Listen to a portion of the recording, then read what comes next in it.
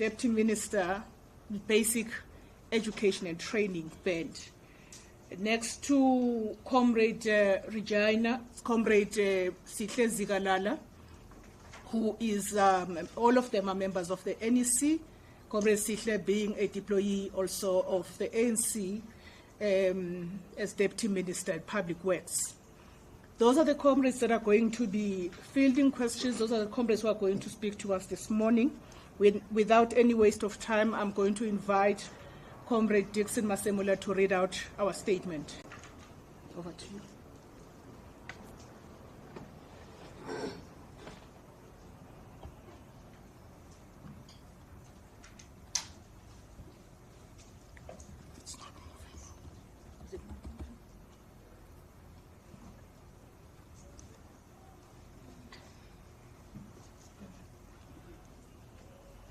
Thank you very much, National Spokesperson of the ANC, Comrade Mahlengi. A very good afternoon, no morning to my comrades and colleagues here, Comrade Regina as well as Comrade Zihle, and all of you members of the media this morning. As Comrade Mahlengi has said, that I'm just going to read this statement on behalf of the National Executive Committee's cluster engagement this morning. The ANC statement on a commitment to investing in the people of South Africa, as reflected in our manifesto, priority number 5. Today's media briefing is part of a series of engagements by the ANC National Executive Committee subcommittees with the people of South Africa, demonstrating our shared commitment to transparency and accountability.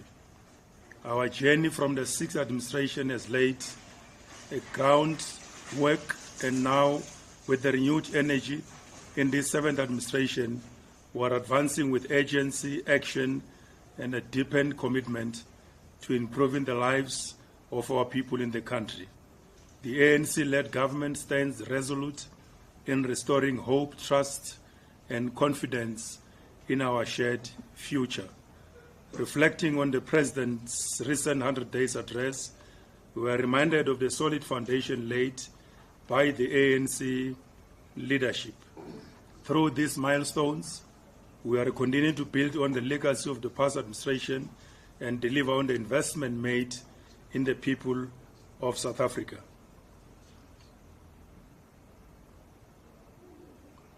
Today, we emphasize priority number 5, which is about investing in people, a core commitment of the ANC's led government to empower communities by strengthening access to quality services. This commitment to universal access remains unwavering and is central to our transformative agenda. A significant milestone for the basic education sector was reached on the 13th of September 2024 when President Matamela Ramaphosa signed the Basic Education Laws Amendment Bill into law. This historic moment marks a bold step towards equitable quality education for all South Africans.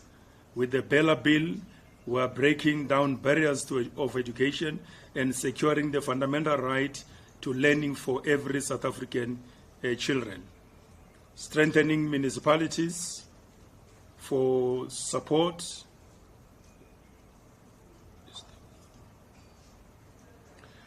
Recognizing that our municipalities are the front line of service delivery, we are intensifying support and interventions at local government level, and our focus is on stabilizing metros and major cities of our country, which drive and they remain engines of economic activity and provide opportunities for millions of South Africans.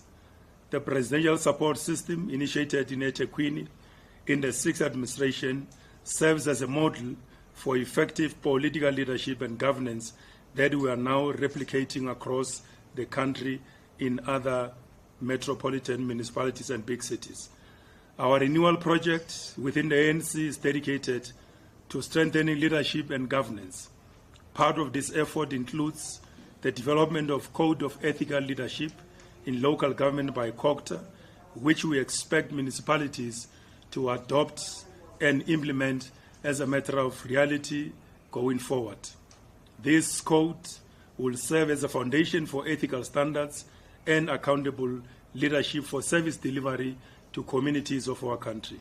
Water and wastewater management remain critical priorities as we work to ensure all South Africans live in dignified, habitable environments. Collaboration is making a tangible impact in places like Mohale City and Mfuleni, where we have implemented solutions to long outstanding issues which have been troubling those communities. Going forward, ladies and gentlemen and members of the media, corruption in this government, which is led by the African National Congress, has no place in our public service. Through partnerships with communities, the ANC-led government is taking an assertive stance on eradicating corruption and strengthening governance at every level of leadership and government throughout all the three spheres of our government. We are committed to transparent and accountable service delivery, maintaining and upgrading infrastructure to support long-term growth. Our projects in unblocking initiatives launched in August 2023 has identified and prioritized 50 key projects nationwide, and these projects are now closely monitored through measures like dedicated war rooms and site visits to ensure timely completion. These projects include the Vuwani Police Station, Paris Correctional Facility, Soshanguve Magistrate Court, Durban Magistrate Court, and completed projects at Port Shepstone and Polokwane courts.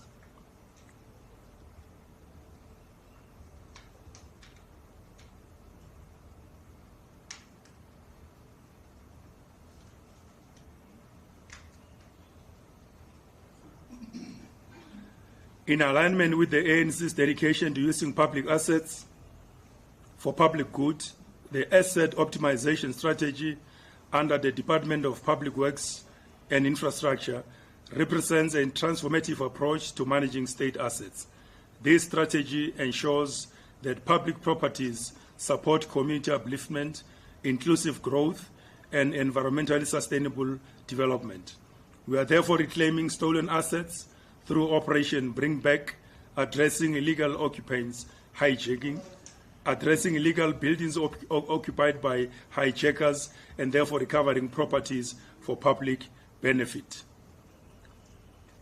And with regard to expanding infrastructure through strategic partnerships, together with the Department of South African National Defence Force, we are implementing Welizwe bridge projects, working together in all provincial spaces to make sure that bridges infrastructure in rural communities does provide the essential services so much required for mobility and access of many local spaces. The expropriation bill has been finalized for further processing in the National Assembly, paving the way for the President's assent. This bill will transform the landscape of land ownership, equitable access to South Africans in terms of ownership of the land for various use, for social and as well as for economic use. Meanwhile, the CIDB amendment built environment protecting workers and communities from exploitative practices. The ANC-led government, ladies and gentlemen and members of the media and fellow South Africans, is revitalizing the expanded public works program, which is in the fifth phase aimed at creating 4.7 million work opportunities. The EPWP has been branded for greater impact with exit strategies that empower participants to develop skills and as well as create enterprises. With a focus on partnerships, targeted training and enterprise development, this phase will drive sustainable employment and economic independence.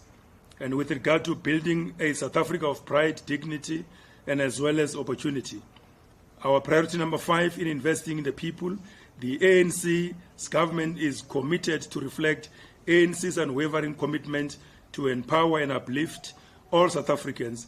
We call upon every citizen of our country, every stakeholder, and every community to join us in this transformative journey towards a South Africa that upholds dignity, pride, and opportunity for all. Together, we are building a nation that truly embodies our collective contributions and aspirations as the African National Congress. This is the statement that we are presenting this morning for a conversation with you as members of the media in communicating with the people of our country to tell them exactly where we are, what are we doing as the African National Congress, because we are the only organization at this point in time with the necessary capacity, the wherewithals, and everything possible to take forward development and the leadership of this nation. We do have the plan, we do have the resource understanding, utilization, and everything that goes with it. And therefore, I present this statement on behalf of my colleagues for a closer engagement today. Thank you so much.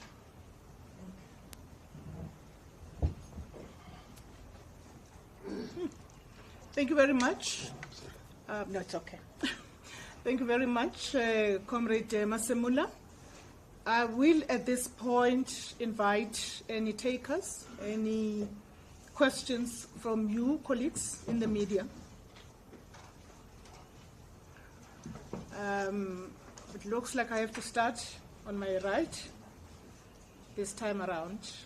I will start with yourself, Lizega, Heidi, and SABC. Oh, yes, yes. Okay, you'll be the fourth one, my brother. Please go ahead. Good afternoon. Lizega Tangwa from Times Live. I wanted to ask this of Mr. Makura, but I think that you probably can handle these questions as well. They observe you. I spoke to the ANC Women's League this week, the Secretary General of the ANC Women's League. And she raised some concerns that they have in terms of how the ANC has been electing its candidate mayors. And she said that in the next election, the 2026 election, what the ANC Women's League will propose in order to ensure gender equality is that the ANC, when there has been a male who has been, or males who have been selected in municipalities, we're not talking about metros only, but in all municipalities, if there's been a mayor who has been male for over 2 terms, that the ANC Women's League want to see candidates of that particular municipality being female. I'd like to hear your reaction on this. The expropriation bill, Tadu Dixon. Last I checked, it said expropriation without compensation. Has that changed, given that your GNU partners and the most powerful GNU partners that you have, the DA, have said that they will not consider, under no circumstances, a bill like the one that had been proposed. You talk of corruption, Tadu Dixon. In municipalities, we, as journalists, have written time and time again about corruption in municipalities, and I'll speak about the municipalities here in Gauteng. Johannesburg, for instance, there are allegations against the secretary of Johannesburg and the treasurer of Johannesburg of using their positions for nepotism. I wonder if the ANC, although it preaches that it is ridding itself of corruption, if it's actually doing the job, and are you considering taking action against leaders of structures who are implicated in corruption? Thank you. Thank you very much. Heidi? It's Heidi Jumpers from ENCA. I'm not sure if this question is going to be answered, but it's around Mokale City. We were there this past week, and there's literally more sewage spilling into communities. This happened especially under the ANC's leadership, especially in Mokale City. It's not a new problem, it's been happening for a very long time, apparently since 2005. There's now a new mayor, but I just want to understand this is not the only incident where you have cases where the water's being questioned, you have raw sewage spilling. Is this not a concern for the ANC? Like, what are you planning to do about this to provide proper basic services to people? Thank you. Thank you, SABC. Hi, it's Natasha Perry here from SABC News. Just to add on to my colleague's question, Heidi, about Haile City. So we know that National Treasury has pumped in over 300 million to actually help with the sewage situation since 2019. And now the city yet again is actually asking for more money to actually help with the sewage crisis and the infrastructure in regards to the sewage crisis. Will more money be pumped in? And as Conta, Mr. Masemula, how will you then intervene in that municipality? And then I was hoping David Makura was going to be here, but Mamritina or Babzigalala can answer this question. The electoral reform consultative panel has extended its deadlines for public submissions on the electoral reform. Has the ANC perhaps made any submissions in that regard? And then Pascal is not here, but I hope one of you will be able to answer this question. So he's been tasked to lead the ANC's local government rescue task force. How's that work going? Have there been any challenges that have been identified or issues that have been picked up? And have there been any solutions perhaps in that regard? And then lastly, Tabazimbi has been dissolved. I think people are going to go elect new ward councils on the 4th of December, correct me if I'm wrong. 12 votes are up for grabs. How well do you think you'll do in Tabazimbi as the ANC? Thank you. Thank you very much. That was a slightly tall packing order. I want to, oh, by the way, yes, I wanted us to have the first round, but I'll take you, my brother, and then we'll come to the left after that. Okay, Shannon Merrick, Broadcasting Africa. The press statement talks lightly about some guidelines, but I just want us to go slowly over the guidelines. When a ward councillor gets elected, the ward councillor don't have to be don't have a permanent record in terms of the IEC record and so on. But when the problem comes now, when the ward committee gets elected in local government, the ward committee will then have a gangster, a drug dealer, a woman abuser, the construction mafia, all that. Is there no way in those guidelines where something can be put in where these ward committees get vetted? Because the ward committees are the ones that really run the mafias in the wards. They are the ones that peddle the corruption, because they go and make the deals on behalf of the councillor. In your guidelines, is there a way you can deal with veto or I don't know what security clearance on this ward committees, because some of them are involved in drugs, in a lot of funny things, and that's why crime don't get resolved in communities. And when a CLO gets appointed for a school project or any project, it's the same ward committee members that make sure their friends get appointed, and that's why projects stand still. Thank you. Thank you very much. We will have responses to the questions, and then we will proceed with colleagues to my left. I did wish to also remind you that we're not only unpacking municipal oversight and support to municipalities more broadly, but we're also discussing infrastructure. We're also discussing the work we're doing in basic education. This is now homework for those that are going to be asking questions once these have been responded to. I do think that most of them have a lot to do with the area in which Comrade Masemula is operating.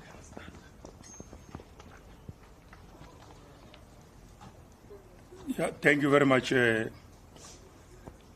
colleagues, once more for those questions. I will start to respond, and most probably my comrades and colleagues will come and make their comments. The first question was about the problems of sewer in Mohale City, as to exactly what is it that we are doing as ANC led provincial government, but as well as COGTA nationally, working together with the municipality to address the mentioned matter. I would believe that the colleague from ENCA who raised this question on Wednesday, we were together at the Gauteng turnaround strategy summit together with almost all the municipalities in the province and together with the MEC and the Premier of the province. And this matter was raised as a question, and it was sufficiently responded to. And the response was that the provincial department of COGTA, led by MEC Mamabulo, working together with the municipality, they have been on site to basically assess the state of the affairs with regard to that sewer plant. And the feedback was that the situation is not very good, it's very bad. There's raw sewer that is spilling into some personal properties of people that side, and therefore the municipality made a very clear commitment to all of us that they are going to, within a very short space of time, in fact they were given 2 days to come up with a plan on how firstly they are going to stop the flow of the sewer before they could basically come up with a long-term solution of resolving that wastewater treatment plant and therefore stop the sewer spillage. So we are very much clear and committed, and we are looking forward to the municipality finalizing the process. It is not necessarily about them not having the resources or the province being unable to manage that situation. It is an issue of the engineering capacity so much required, the timeous speed with which the municipality was supposed to have resolved that matter. So from here, most probably, we'll be paying very close attention to the work done by the municipality under the supervision of the provincial government and the Department of COGTA in Gauteng in particular. So it's a matter that is receiving the attention of the government, the departments, and together with the provincial government. That is the first matter which I will respond to. The second one is with regard to the work that Comrade Parkstar was given by the National Executive Committee to deal with matters of intervention, to deal with matters of stabilizing the sector, the extent to which the ANC subcommittee has worked so far. We can report the following. We have been able to do a very serious assessment of the work done, and there are very clear pillars of local government transformation which we are working around them to make sure that we stabilize these municipalities. One key amongst them all, it is about us focusing and as well as aligning the leadership responsibility of those municipalities, because these municipalities are in various categories. We do have a pocket of excellence in the country. We do have municipalities which are under distress, and that is where we are focusing on to deal with matters of governance, deal with matters of leadership, the extent to which we are working hard to professionalize municipalities by enforcing the implementation of the set and the adopted regulations and the legal framework around selection, employment, and as well as decisions related to HR development and HR management. So the whole area around professionalization of our municipalities is one such issue that we are intervening very closely as the African National Congress. So the extent to which we develop institutional capacity of those municipalities, we are hard at work because almost all of them, to a larger extent, they had to rework on their organizational structures to be able to be fit for purpose, and the extent to which they could be aligned to perform their responsibilities. It's a matter that we are closely monitoring going forward. There is also a problem that relates to project management capabilities or capacities. We have put together a team through MISA, which is Municipal Infrastructure Support Agency of the department, because we have housed a number of technical skills from engineering, planning, and as well as finances, so that at any given time we can release and deploy these colleagues to those various municipalities to basically intervene.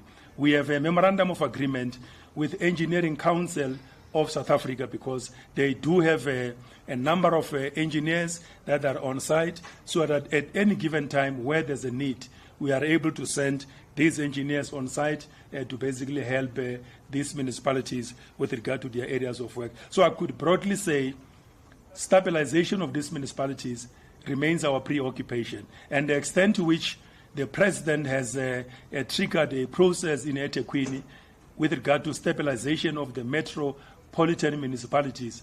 That work has gone very far with regard to rolling out work around a number of work streams that are intending at stabilizing the city.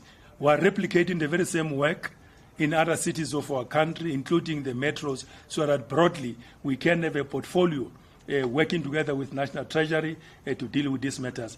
That work which Comrade Park started resulted in the President appointing an interministerial committee so that a dedicated team of ministers in government coming from various service delivery-oriented departments that are very relevant to work in the space of municipalities can complement each other so that our communities, the people of our country, can be able to benefit from these municipalities in terms of their work, in terms of their delivery of services. So where I'm standing and where we're sitting as the ANC, we're very much confident that we are on track and we should be able to get this situation under control going forward. And no wonder why we have been able to intervene in Mohali City, we have been able to intervene in Mfuleni here, where there was a very serious problem, and we're able to unlock all those issues. These are just one or two examples out of many that we have been able to do, including the work that we have done in the Eastern Cape, in Enoch Kichima, where there was a major problem.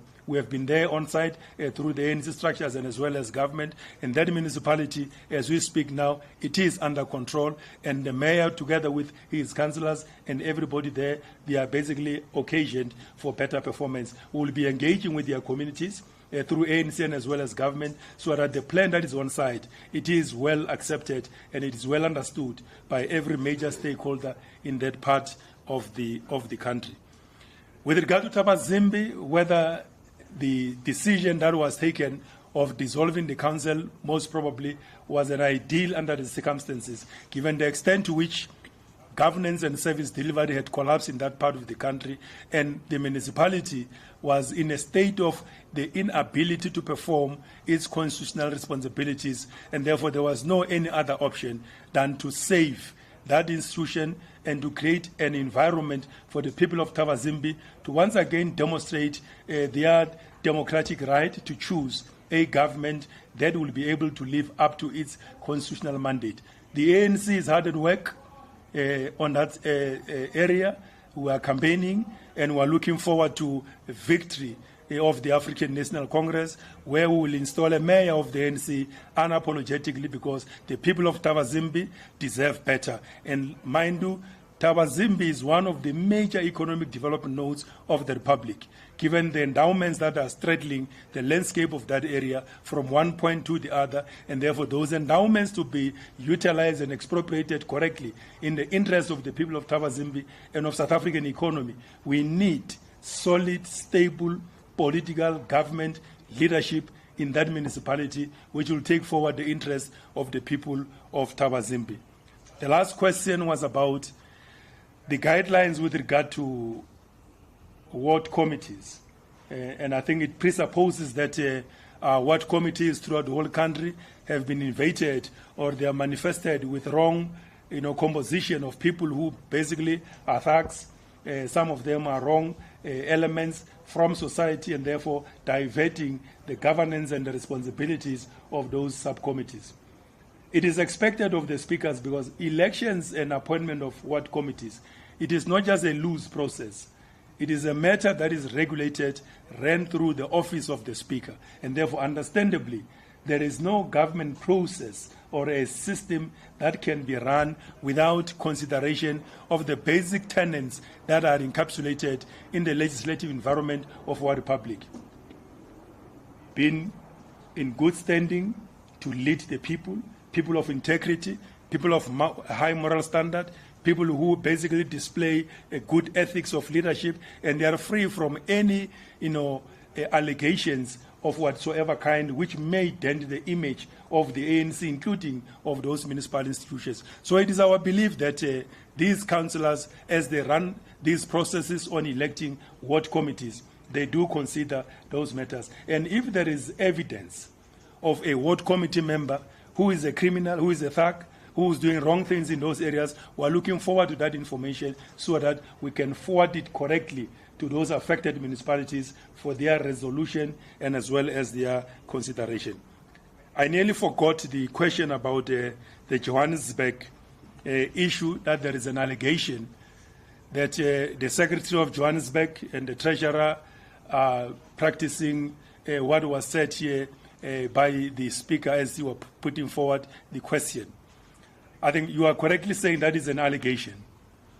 And I'm not sure the extent to which I will be able to respond on a matter of allegation, except to say that if there is evidence on these matters, they can be forwarded to the office of the ANC at the Tule House, or if there is a matter in government, it can be forwarded to us in Kokta, including as well as the Premier's office or the MEC's office here in Gauteng province. And on the basis of that information, we will be able to apply our leadership responsibility with regard to fighting crime and corruption, with regard to fighting any display or posturing of malfeasance and malversation which suggests a denting of our image as the African National Congress. So we remain very steadfast, and the reason why we are putting forward this ethical code of leadership for municipal councils to basically adopt in their own councils, it is about raising the standard of ethics. It is about saying to society that the ANC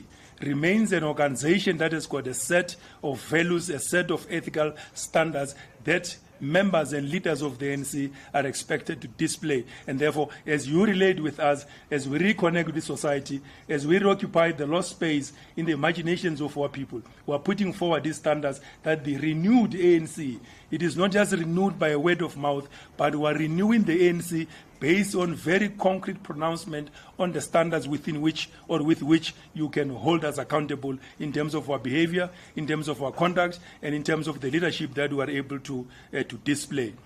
I suppose my colleagues will be able to answer this other question on the electoral reform. Yeah, or I can comment on it as well. Okay. The ANC has established a task team. In fact, 2 days ago, we received a report from the administrative task team that has been tasked to support the political committee that is managing this electoral reform. These electoral reforms, it is about looking at the entirety of the electoral system of this country from where we are sitting at the moment.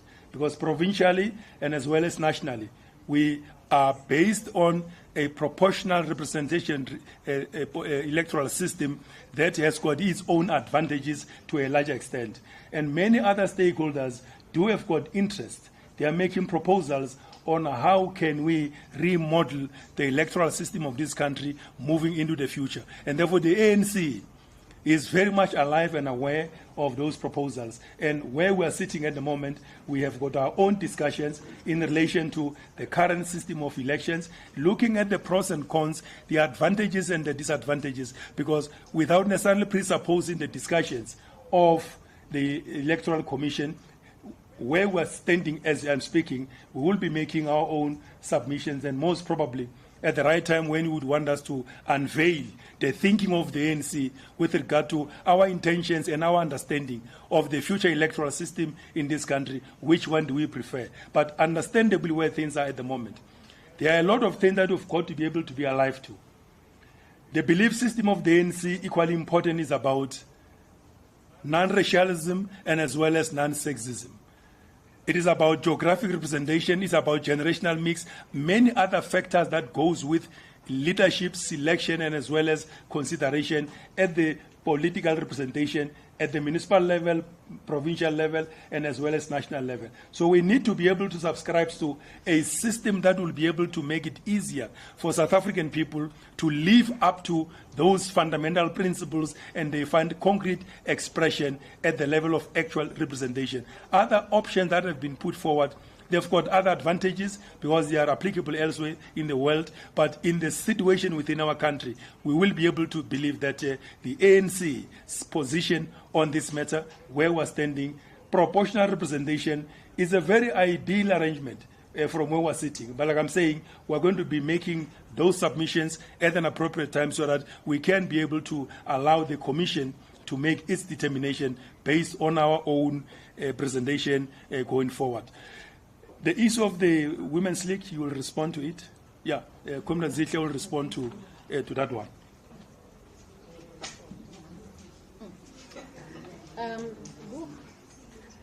All right. Thank you very much, Comrade Masemula. There are two questions, one related to gender parity, the other related to the land expropriation. I will request, I know that Comrade Zihle and Comrade Regina to respond to those questions, once we've taken colleagues to my left. Shall we? Yes, Kosinathi Shazi from Power FM News. My question is to Regina. So the consultation period for Ibella has come to a close. To review clauses 4 and 5, which deals with accessibility to schools and languages. I just wanted to find out, has the ANC been engaging with other political parties, or do you think the bill, once put into law, will be done without any changes in Gabon? Thank you very much. We are done this side. Newsroom, you're very silent today. It is okay. Oh no, I didn't mean to provoke you, Junior. My understanding on the discussions around local government is basically to ensure that South Africans experience the changes that have been brought by this government. But I'm struggling to get any understanding of what exactly is being done. Especially, I heard the suggestion by Mr. Masemula when he spoke about turning around, especially the metros. What exactly are the steps that are being put in place by the ANC to try and ensure the turning around of these metros and local government? Because they're not coming across to some of us. The ANC is saying we are doing a lot of work, but what exactly is being done? Thank you very much. When comrades respond to that particular aspect, please refer our media colleagues to the work we're doing in eThekwini, the work we're doing in Tshwane with the recent installation of the mayor and MMCs that are serving and pursuing the manifesto of the ANC. All of those elements forming part of our turnaround plan, but our comrades here will elaborate that point. Shall I take it that that is the end of the questions? All right. Thank you very much. I'll invite Comrade Regina as well as Comrade Zihle, and I'll ask Comrade Masemula to close.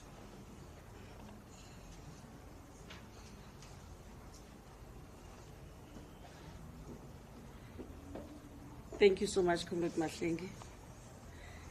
And thank you for the question on the consultation on the BELA. You'll remember that the BELA is the last stage of the total transformation of education, which the ANC started just before 1994, as we're preparing, and all the resolutions of the ANC were implemented, including access. Access is key. Equity, redress, and all these other things, and access was hindered by children staying far away from schools. We introduced scholar transport. Those that are poor, we introduce food. We introduce everything that they eat at school, including the program of social development, of giving our children the grant. If we can all recall, it started from 0 to 7, the grant.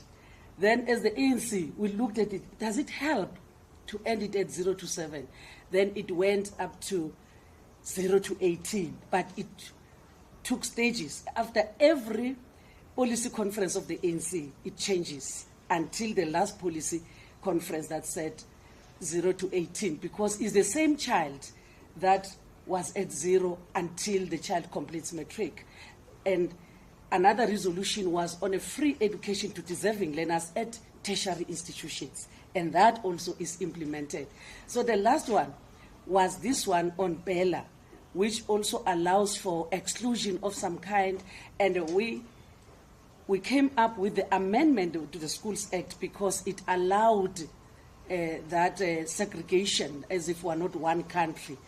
That's why we had to come up with Bella. And the two contested clauses are the ones that are addressing the total transformation of education, language policy and admission policy, because they are interrelated. Yes, there are two clauses, but they are interrelated because we can use a language policy to bar other children to come to a particular school. Like if you can take like Marikana. Marikana originally was Setswana speaking, but now most of the people in Marikana are Xhosa speaking. So people of Setswana speaking cannot say in Marikana, this is the not Afrikaans, Setswana speaking school. So we cannot allow Xhosa speaking, or the Xhosa children must be forced to be taught in Setswana. No, they must allow that the two languages must work parallel. We get teachers for Setswana and teachers for Xhosa. Same as schools in towns where in majority of the people were speaking Afrikaans, then the language policy of the schools, that is the African school. We're saying we're one South Africa. Let's allow integration. Let's recognize the demographics, that people in the past were pushed to stay away from their workplace. Now people are staying next to their workplace. Then the language policy must consider all those things. So with the negotiation, the parties that have come forward, not all other political parties, but it's AfriForum and Solidarity. Yeah, we are in instant consultation with them.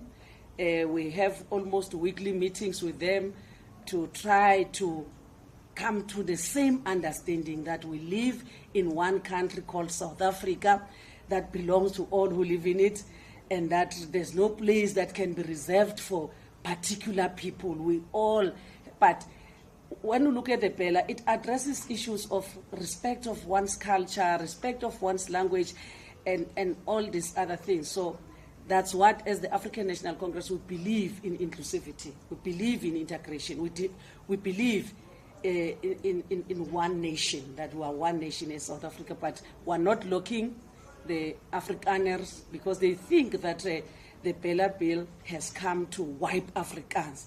Afrikaans is a South African language. It's only spoken in South Africa. It's a responsibility of the government of South Africa to protect Afrikaans like it protects all the other 11 official languages of the country. When coming to that one of women, the Women's League is very correct that most of the time when you look at the district mayors and metro mayors are males, especially from our own organization, the African National Congress. We are saying as the Women's League, women now have what it takes to take control of any situation. We qualify. Yes, we were suppressed in the past, but now we've surfaced.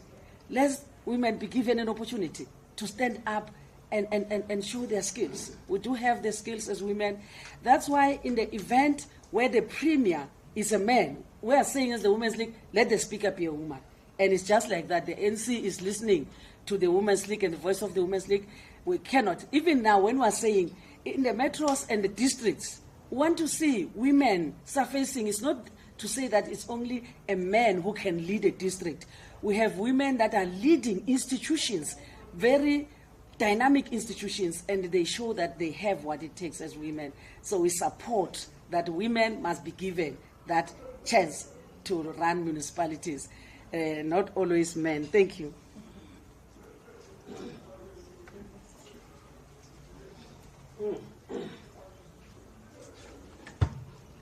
No, thanks and greetings to all of you. Expropriation bill. We are in the 7th administration, and we are coming from the 6th administration. So the GNU is not a first administration. The first administration was under Mandela, second and third under Mbeki, and then we had others, and then we are in the seventh administration.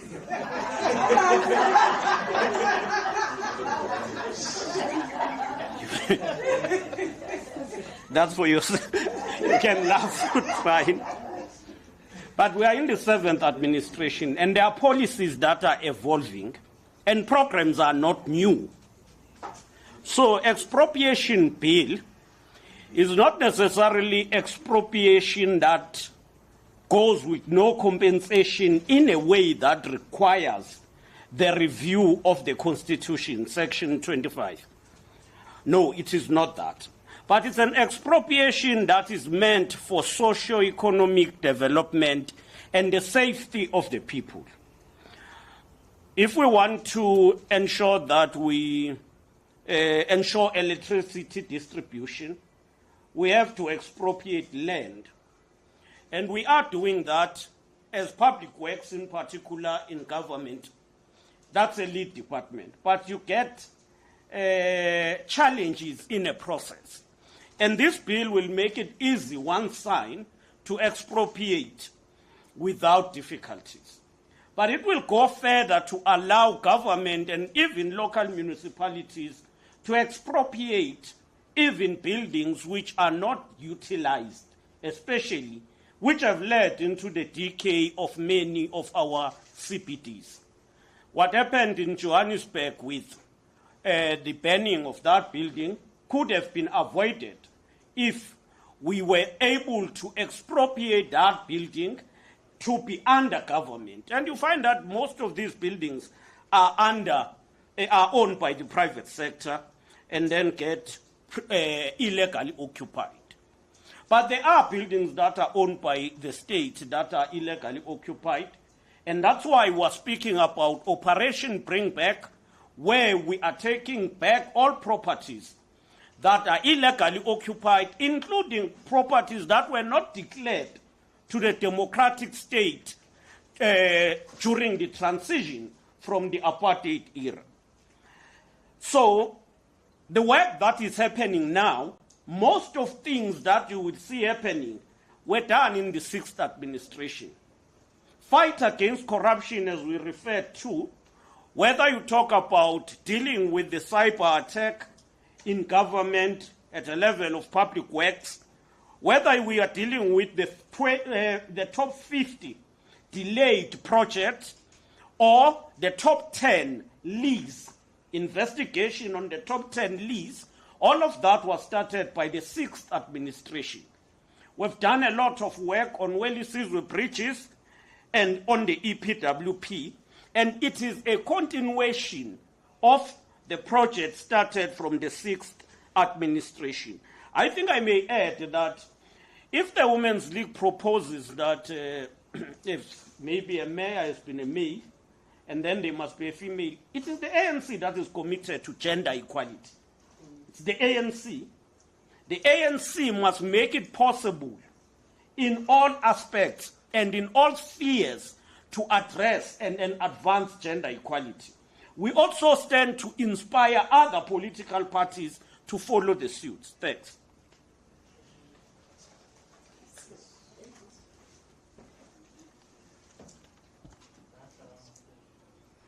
Yeah, no, thank you very much once more, colleagues, for those questions. The question from newsroom says they don't see exactly what has been done from the side of the African National Congress to impact the municipal environment and the municipal space at this point in time. I think just to give a few concrete points. Here in Gauteng province, at some point, the ANC was not at the helm of leadership of our municipal institutions. Through a concerted political work and effort that we had to put on the ground, as we speak now here, this metro of Ekurhuleni is run by the ANC mayor. Johannesburg is run by the ANC mayor. In the past few days in Etswani, we have just been able to emerge there collectively with other parties to reconstitute government and therefore stabilize governance. In a eThekwini metropolitan municipality, I gave an example that there is work on the ground with regard to the stabilization of the city, the extent to which we have established a number of work streams, and those work streams are run and chaired by various national officials, the majority of them being director generals, to make sure that in their areas of work at the national level, whatever support that we put on the ground in that city, in that metro, does give us concrete results on the ground through a coordinated effort with other government departments, including even private sector. So I could say that the ANC at that level of macro, metro stabilization of our institutions, I think we have done very well. Because what is very important, which I suppose South Africans ought to know, and all of us have to understand, is the fact that key above them all, once there is instability in a government institution, delivery of services gets compromised because decisions cannot be made. Colleagues, councillors find themselves, locked in forever conflicts without any focus with regard to actual decisions to stabilize their own metropolitan or their own cities. So the ANC has been able to move from out of that situation of serious instability up to where we are. Going forward, our strong belief is that coalition politics at the municipal level, like we do have them now at the national level through government of national unity, it is not just supposed to be a matter of political agreements. We took a very firm view and a decision that we've got to put a legal instrument in place, a legal framework, so that into the future, where there are coalitions, these instabilities of leadership and therefore impacting negatively on governance, on planning, on delivery, on implementation, on the actual evaluation, we should be able to regulate these relations. And therefore, we have taken through the parliamentary processes, and including executive council processes, what we call Municipal Structures Amendment Bill, which we call it a coalition bill. That piece of law suggested it is aimed at stabilizing relations amongst political parties, so that once a coalition government is established at the municipal level, the coalition agreement, it must not be a gentleman's agreement, it must be a legal standing, which must have a test of time, it must be given space. And that law proposes that once the parties have gone into a coalition, they must at least have a window of 2 years to can think of any possibility of changing mayors and speakers as and when they wake up in the morning. So that those processes of removing a mayor, a speaker, or any municipal office bearer, there should be regulations, there should be a process that guides that particular process. That is one part. Related to the whole situation, I think it is important for us to take note of the fact that governance is a function of leadership. Delivery of services and stability and the effectiveness of our administration is a function of administrative leadership in our municipalities. And therefore the ANC, in moving towards professionalization of local government, we have acknowledged that over a reasonable period of time, things might have not gone quite well with regard to the employment, the identification of the required skills and capacity and other related matters that would have to constitute administrative skills pool and capacity. We have put in place regulations and a framework that says we are basing our appointment going into the future based on qualifications, on experience, on skills, and therefore meritocracy becomes the baseline on how do we move forward into the future. And as if that is not enough, we have built in the system what we call a need for a concurrence. A mayor cannot advertise a post and appoint an official at the senior level without the concurrence of the province, the MEC in particular, without the concurrence of the minister, including myself, where I'm deployed as a deputy minister. Those files, those memorandums ought to come to us, and they say, in Maludia Pofung, they want to employ an official as technical director, here is the profile, here is the report, do we agree? If the person does not meet the qualifications or the standards, definitely sure that individual might not find his space way into the employment of that municipality.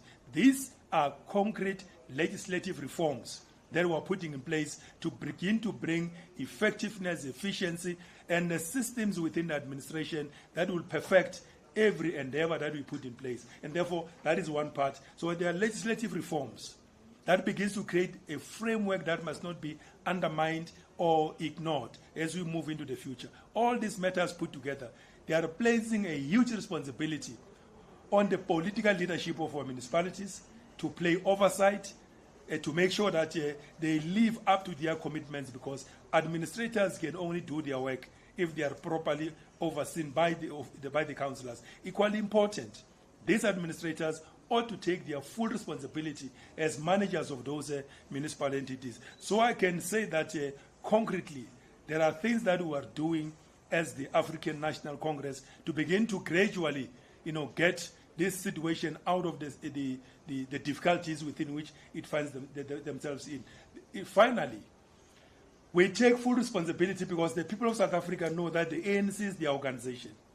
Even in areas where we are not in charge politically at the municipal level, the fact that the ANC is present, the people expect the ANC to take full responsibility. And I don't wonder why we are moving very hard, applying strategy and tactics, applying all the tools of analysis to make sure that we restore stability, we restore order, we restore governance, we perfect our tools of governance and as well as administration in the interest of the people of this country. So that is the extent to which at the metro levels we are doing these matters. At the municipal level, including even the districts, we have put together what is called a district development model.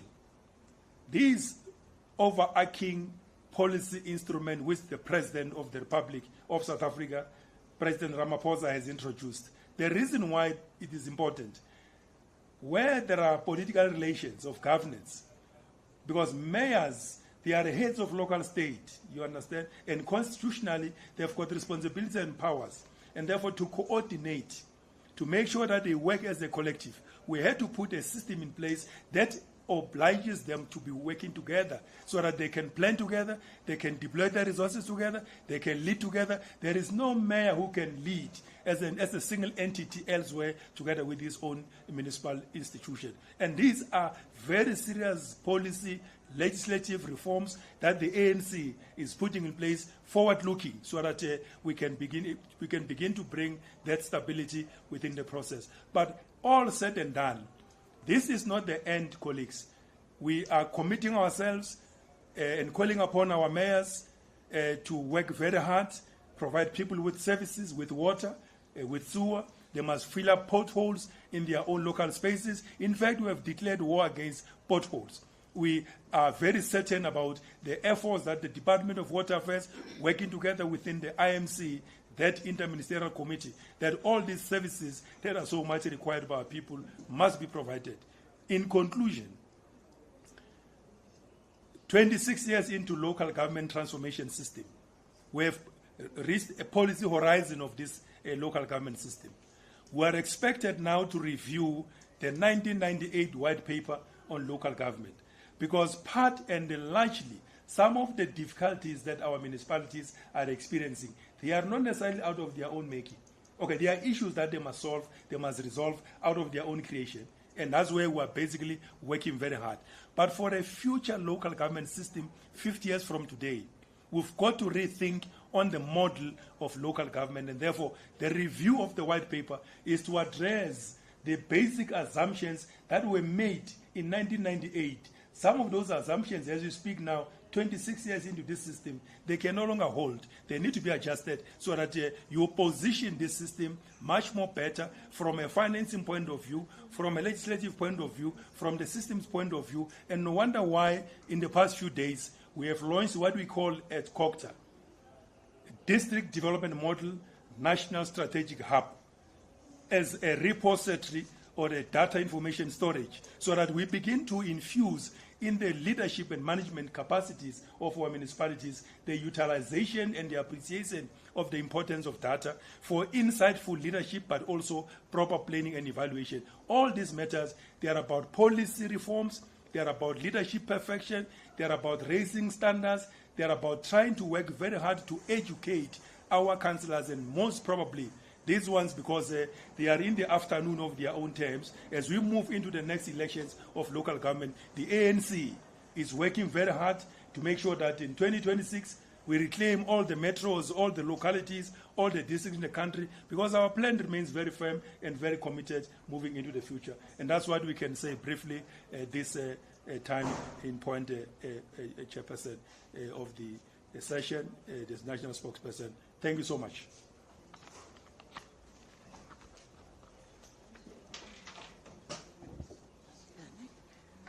Thank you very much, colleagues, and thank you very much to the 3 members of the NEC who are deployed in government, who have come here to account to the people about the work we're doing in the areas that have been designated for today. That then brings us to an end of this particular session. We will reconvene as per the updated advisory. We will reconvene this afternoon for our final briefing on matters related to economic transformation, including the transportation would also form part of that discussion. I'd like to thank yourselves, comrades, and thank members of the media for making the time for this engagement. Thank you very much. Thank you.